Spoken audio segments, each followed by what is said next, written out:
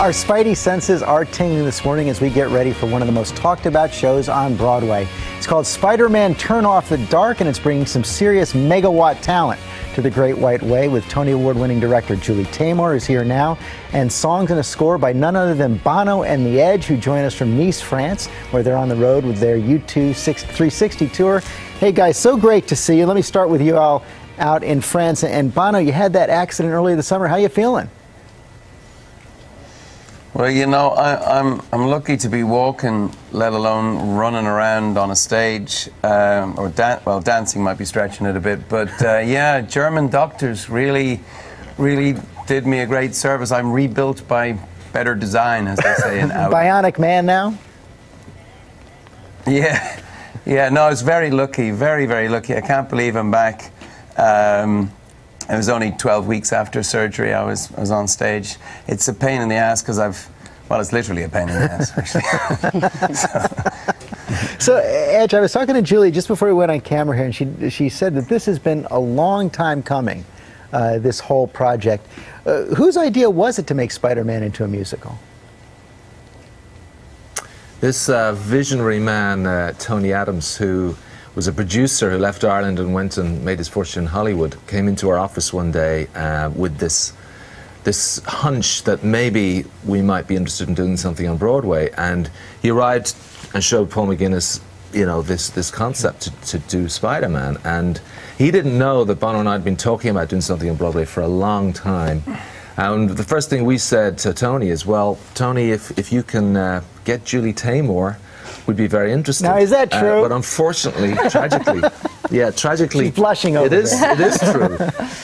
It is absolutely true. But Tony unfortunately passed away before he got to see this thing come into to fruition. So actually, on the day that we were signing the deal to do it, Tony passed away in Edge's apartment, sadly, and left a lot of turmoil behind in terms of the production and stuff, but that's been put right, and to honor him and his family, this is all we weren't going to let up, and we pushed on, and we're very proud of what we got here. Julie was nodding her head here and smiling. Did you ever imagine you're going to work with these guys? Well, no, but I actually have worked with Bono before, but during this time, during the past 7 years, he was in Across the Universe, played Dr. Roberts, and also sang Lucy in the Sky. But it's been a ball working with these guys. It's absolutely a fantastic ride. So we know Julie was the key to it, but what about the comic, Bono? Were you guys comic Spider-Man fans as kids? There's a big thing, always been a thing in rock and roll and punk rock and kind of, you know, comics.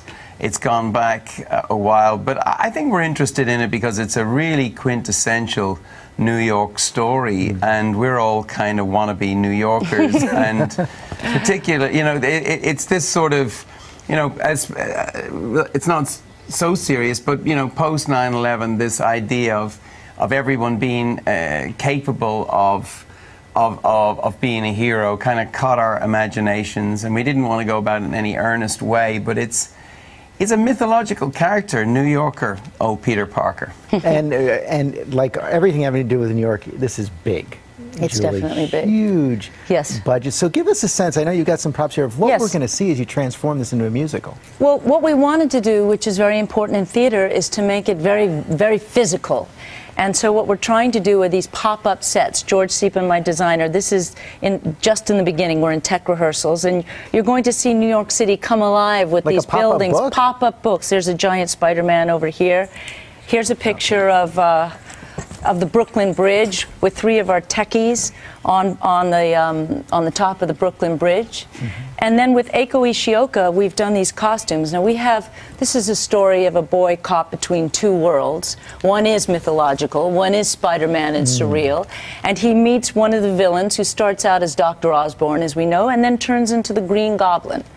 And this is one of the designs. I did the mask, Eiko did the costumes, but it's Patrick Page, it's a very physical performance. And of course, Peter, it's a love story, and Peter has to move between trying to make his life go to school, earn a living, be a reporter, be in love with the girl next door. But then he has to combat these villains. Wow. And we have many supervillains, and this is one of our invented ones. We call her Swiss Miss because she's made of all Swiss Army knives and cuts New York to pieces. And so this is one of our major dancers. It's a lot of dance. Boy, it's got to be hard to dance in that. It is, but we've done it. These are shot in blue because we're going to create these cyber worlds. So in the theater, we have flying over the audience, we have incredible dance, but at its heart is a really, I think, profound and moving love story and a challenge. I always joke that it's Bono. I know he probably hates this, but how do you save the world and have a normal life? How do you pull those two things together? I just don't think his life is all that normal. Yeah, it's not normal, but Peter Parker's life is not normal. He tries to be. He's a regular geeky guy, although Reeves pretty hot. Reeves is pretty great. So everyone in our staff meeting said yesterday. Oh, no. He's like the original Peter Parker. He's skinny, he's lanky. He's very different than the movie, which is good for us. We want to do something that's our own. And he's a real singer. I worked with him in The Tempest as an actor and a singer. And guys, you helped pick him, right?